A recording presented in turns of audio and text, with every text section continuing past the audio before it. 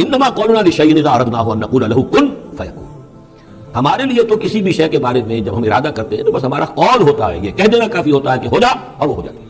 یہ وہ عالم امر کی بات ہے، عالم خلق کی نہیں.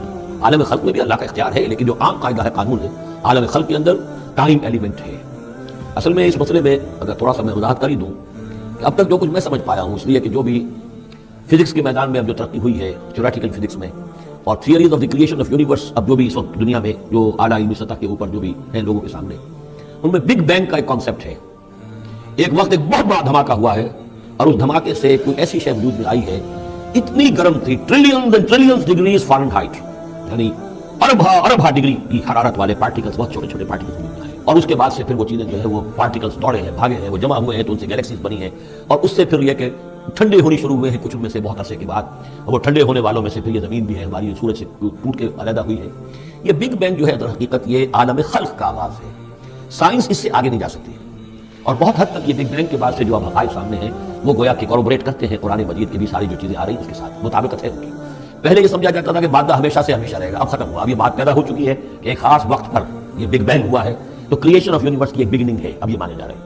اور یہ بھی مانتے ہیں کہ یہ ایک خاص وقت کے لیے ایک وقت میں ختم ہو جائے گا. اس کے ختم ہونے کے اسباب کیا کیا ہیں مختلف تھیوریز میں، اس کو چھوڑ دیجیے، لیکن یہ بات اب مان لی گئی ہے کہ یہ ہمیشہ کے لیے نہیں ہے. تو اسی طریقے سے اور بھی کچھ چیزیں ہیں کہ جن کے ساتھ مطابقت ہو رہی ہے. عالم امر جو ہے اصل میں اس سے پہلے کا ہے. میری جو بھی ایک رائے بنی ہے، اس کائنات کی اصل تخلیق ہوئی اللہ کے ایک امر کن سے. یہ کن کیا ہے؟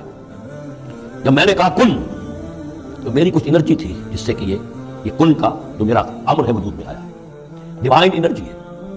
لیکن یہ کہ اس کن نے پھر شکل اختیار کی ہے ایک ایسی روشنی کی کہ جس میں حرارت نہیں تھی، خنک نور، ٹھنڈی روشنی. یہ خنک نور جو ہے یہ حرف کن کا ظہور ہے، ذات باری کا نہیں. نوٹ کر لیجیے، پرانے فلسفے جو ہمارے ہاں چل رہے تھے وہ یہ تھا کہ ذات باری تعالیٰ سے رات کو عقل اول وجود میں آئی، عقل اول سے پھر فلک اول، پھر فلک اول سے عقل ثانی، پھر عقل ثانی سے فلک ثانی.